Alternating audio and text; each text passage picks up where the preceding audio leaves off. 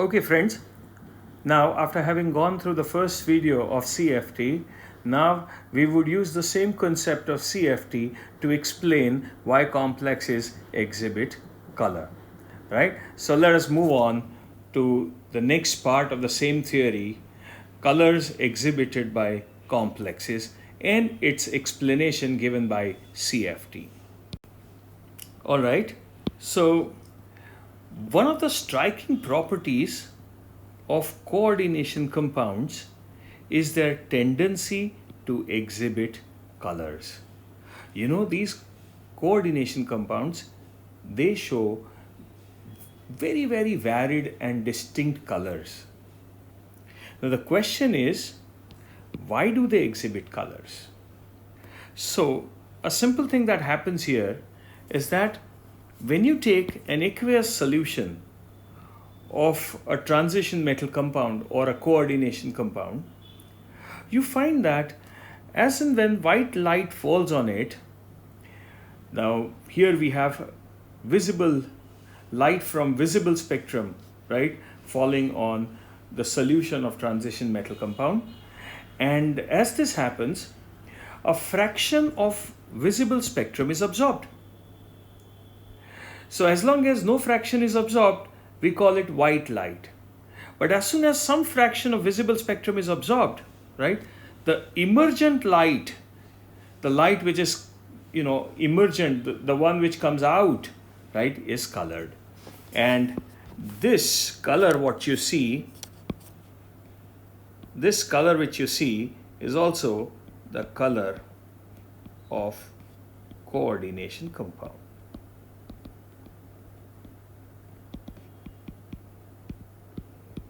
So basically, we find that the emergent light appears colored, and this is the color of the coordination compound.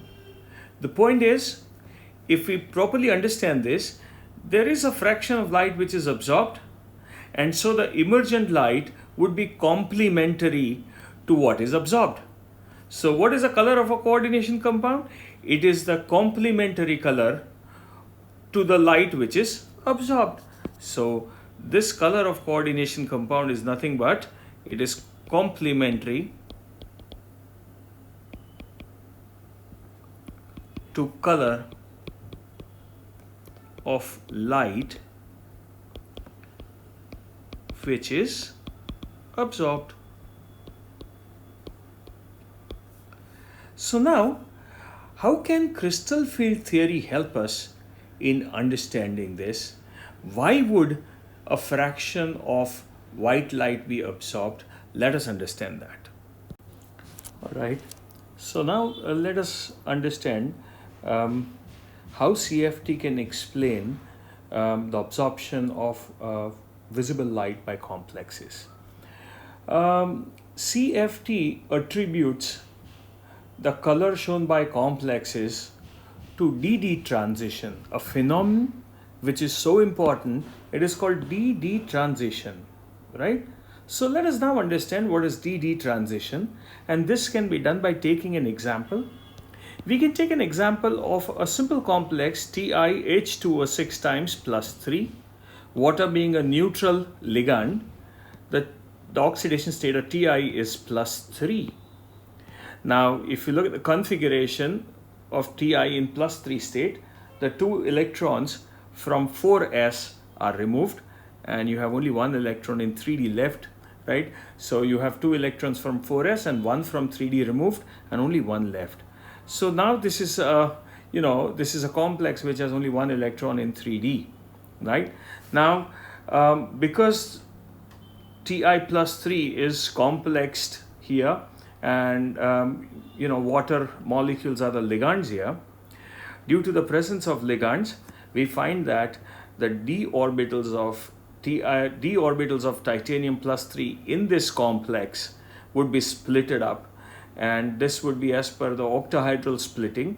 So we will have 3 T2G orbitals, right, having slightly lower energy, and Eg having slightly higher energy.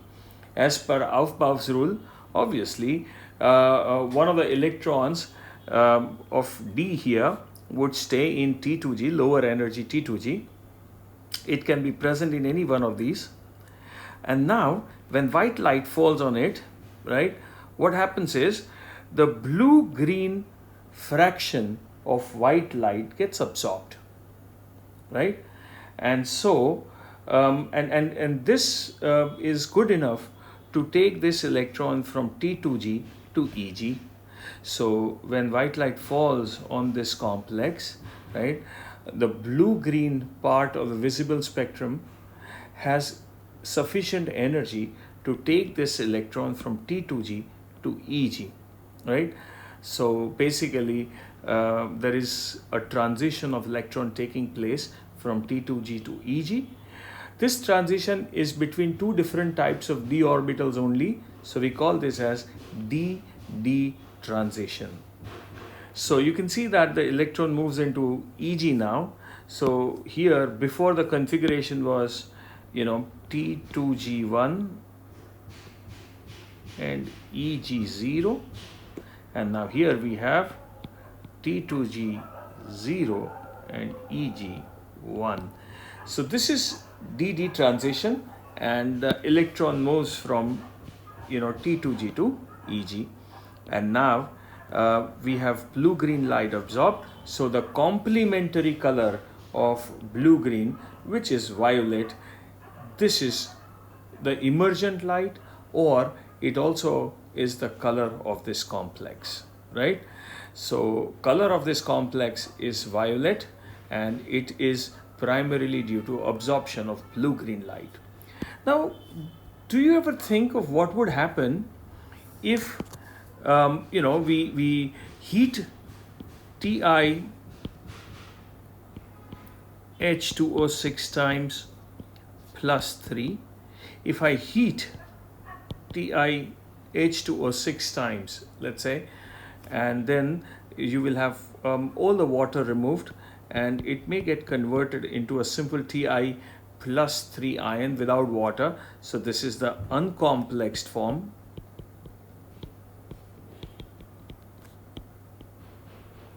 It might be, here you may have 3Cl minus ions. So this can be TiCl3 or anything, right?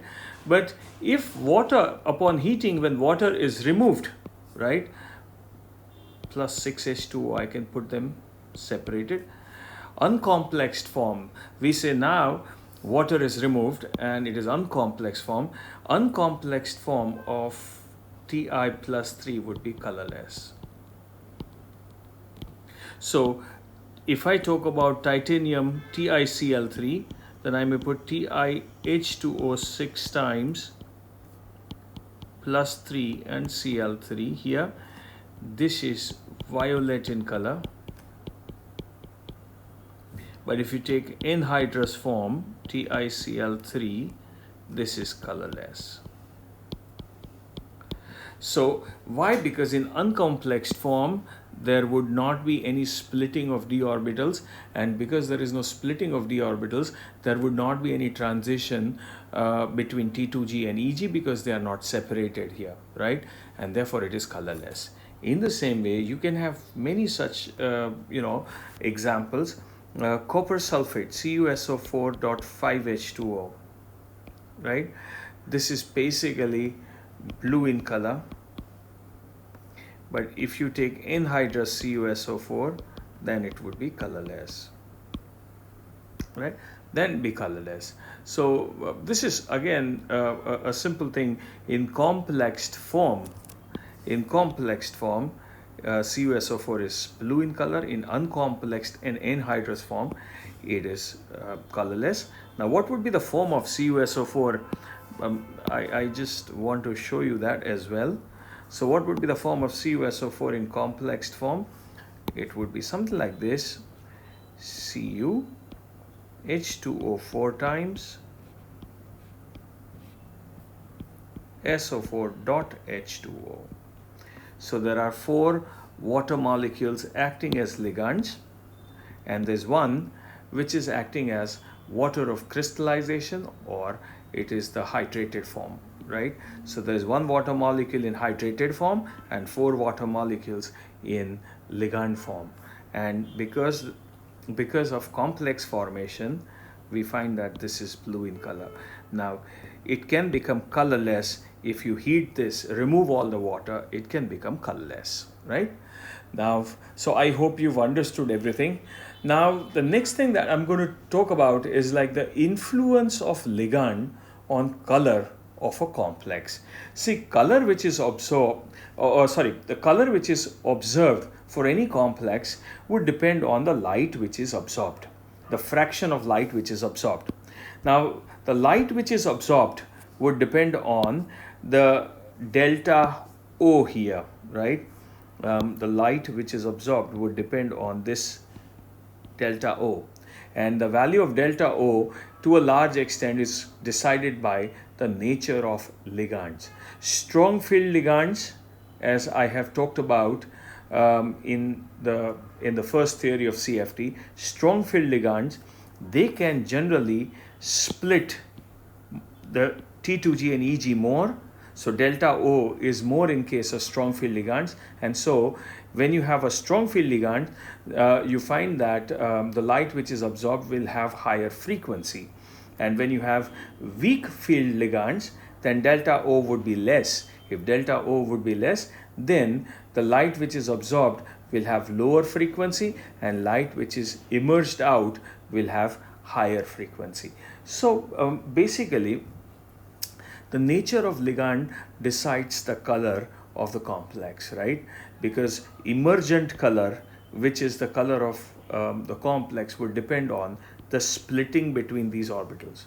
And the splitting, that is delta O, the energy difference between the two, delta O, would depend on the nature of ligand. So now let us understand, take one example and let us understand how this can, how the colors are decided. So here, now we are trying to understand the effect of ligand on the color of any complex. For this, we take NiCl2, which has Ni in +2 state, and we dissolve it in water. And by dissolving it in water, we get a complex. So Ni+2 gets complexed with 6 water molecules to form a green colored NiH2O 6 times +2. So now we have this green colored NiH2O 6 times +2. Now this is green in color and this is aqueous, right? Now we add 1 mole of En, ethane 1,2-diamine, right? So this is the first case where for 1 mole of complex we add 1 mole of ethane 1,2-diamine, and now here we have a different complex formed. You can see that NiH2O 4 times En. En is a bidentate ligand, so it would replace 2 water molecules, and this would be like, plus 2H2O. This would be aqueous. Now this color would slowly go towards blue side, so this is pale blue, right? This is the first case.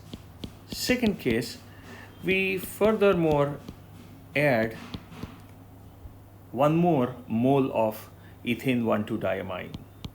So we are trying to add ethane 1,2-diamine more into this. So now it would be like, the first equation is an example of 1:1 complexation.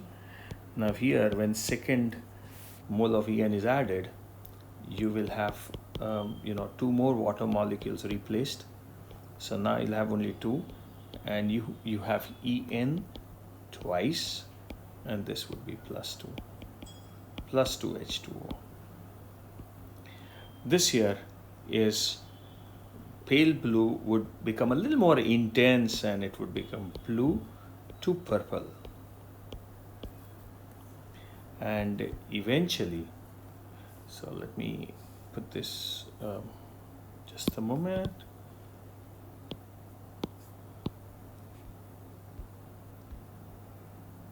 Yeah. And now we will have the third reaction, in which we add 1 more mole of En.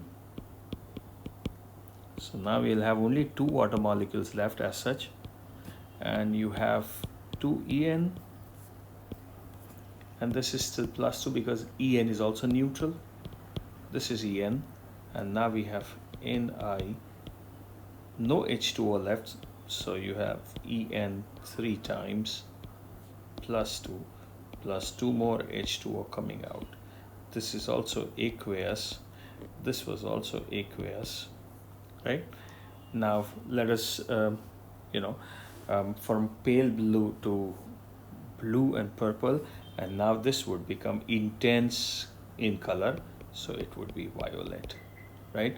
And this is what we have. So I think you can have the third reaction. Sorry, let me put it like this. The third reaction, and let me cancel out this, right? And put AQ here. All right. So now we have the three reactions. As you can see that as we keep on adding ethane 1,2-diamine, and as the nature of ligand changes, the color also changes, and this is primarily due to the splitting. As splitting changes, the color also changes, right? So this is the end of this theory. The next video that I'm going to make up is for the MCQs and numericals which are related to CFT. So very soon you will have the next video, which would be primarily on solving MCQs. Thank you.